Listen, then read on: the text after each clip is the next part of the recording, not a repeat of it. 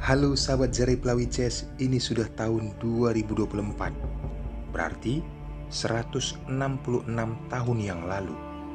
Tepatnya pada September 1858 pertandingan ini, teman-teman. Bagaimana ciri khas ataupun gaya permainan pada masa itu? Kita belajar dari Paul Murphy saat berhadapan dengan Ivan Samilovic. Sangat banyak sekali teman-teman langkah jebakan di partai ini. Untuk itu siapkan konsentrasi tinggi. Dan sebelum memulai jangan lupa tombol subscribe dan nyalakan juga loncengnya. Selamat menyaksikan.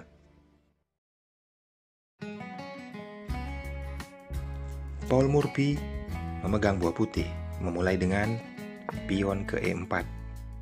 Ivan Samilovic pion ke E6. Putih pion ke D4, balasannya pion ke D5. Saat pion ke E5, terjadilah pembukaan Prancis di papan.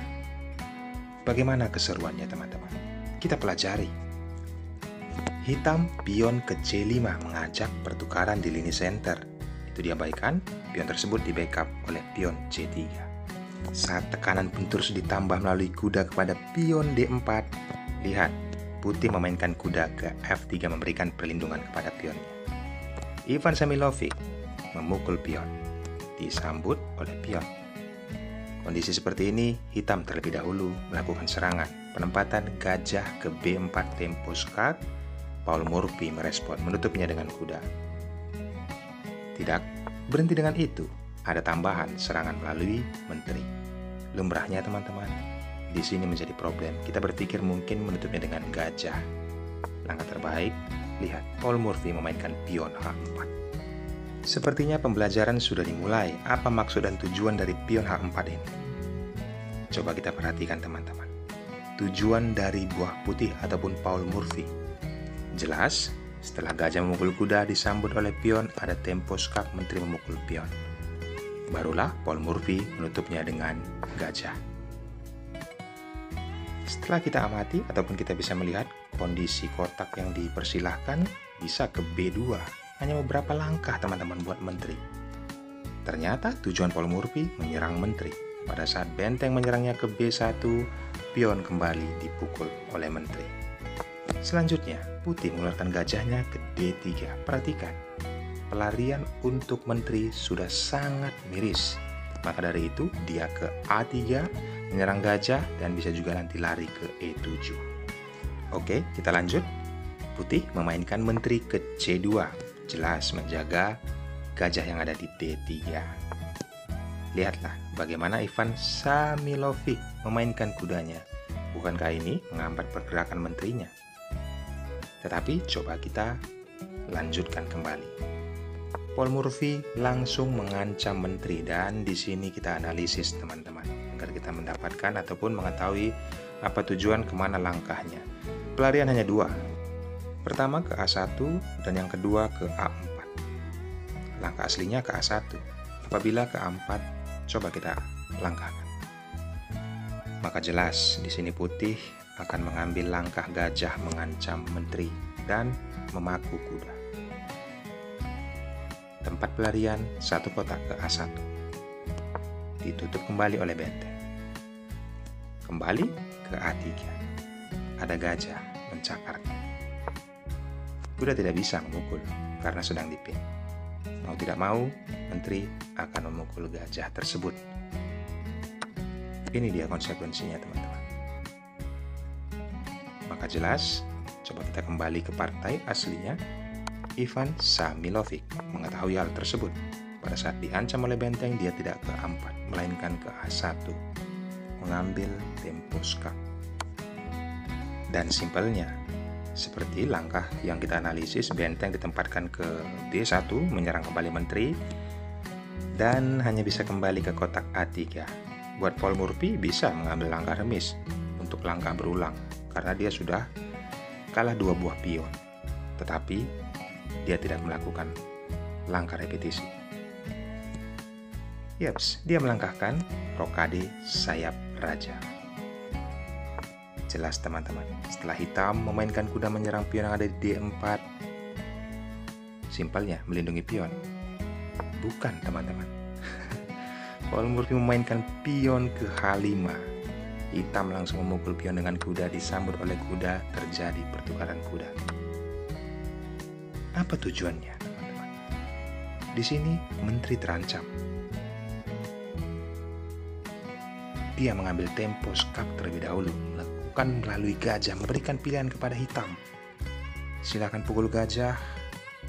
Yaps, seperti itu pilihannya diberikannya. Jika dipukul oleh kuda, maka jelas dipukul oleh benteng. Serangan ke depannya akan lebih agresif. Gajah ditempatkan ke B4. Ataupun setelah tadi gajah dipukul oleh kuda, putih bisa memainkan gajah peta gelapnya ke B4 menyerang menteri. Barulah nanti menteri putih ditempatkan ke C5. Perhatikan teman-teman, pause videonya jika kalian belum paham. Maka dari itu, di sini Ivan Samilovic tidak memukul gajah dengan kuda. Apa langkah yang diperbuatnya teman-teman? Yaps, kali ini dia menutupnya dengan gajah. Tanpa berpikir panjang, Paul Morphy mengeksekusi gajah tersebut. Sebenarnya ini diciptakan Ivan Samilovic untuk sebuah jebakan teman-teman. Walaupun terlihat di sini putih tidak mungkin ya dipukul oleh raja. Jika itu terjadi, maka benteng jelas memukul pion. Rajanya bisa mundur. Langkah berikutnya menteri ditempatkan ke C7. Beberapa langkah ke depan raja hitam pasti akan tewas teman-teman. Jadi apakah langkah penutupan dengan gajah tersebut merupakan langkah blunder yang dilakukan oleh Ivan Samilovic? Ada problemnya juga teman-teman. Penempatan raja ke D8. Ini langkah aslinya. Lihat, menteri terancam. Gajah terancam. Lumrahnya, menteri ditempatkan ke A4. Jika hitam memukulnya, maka gajah kembali memukul. Permainan pun masih bisa bilang terimbang ya, karena hitam memiliki 2 buah pion bebas, walaupun putih memiliki 1 keunggulan gajah. Tapi lagi-lagi langkah yang ya terbilang aman, memainkan menteri ke A4, itu tidak diambil oleh Paul Morphy. Saya rasa inilah bedanya. 166 tahun yang lalu cara bermain seperti ini, penempatan gajah ke G5, apakah terpikir bagi kalian teman-teman? Saya rasa tidak. Apa konsekuensinya? Hitam diberikan pilihan banyak. Apa yang bisa diperbuat oleh hitam? Memainkan pion ke F6. Ini langkah aslinya. Lihat. Menyelamatkan menteri. Yang bisa diperbuat oleh Paul Morphy posisi seperti ini, atau menyelamatkan gajah, petak terang atau petak gelap? Tidak, teman-teman.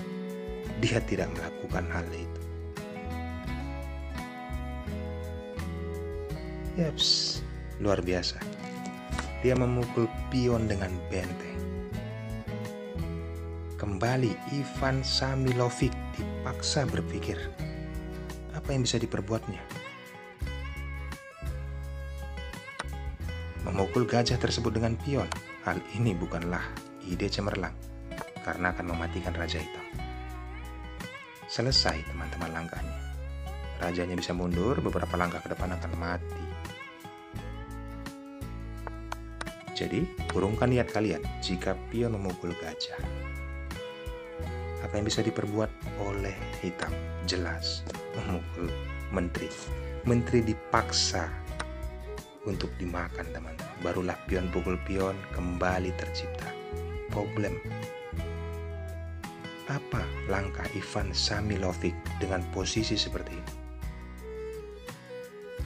Pion F6 ditujukan ke depan 1 langkah untuk open skak. Jadi apa yang mau diperbuat oleh hitam? Sudah sangat sulit, tetapi harus melangkah dan belum menyerah. Masih dicoba. Memukul pion dengan pion. Simpelnya pada saat pion dipukul oleh gajah, ada menteri.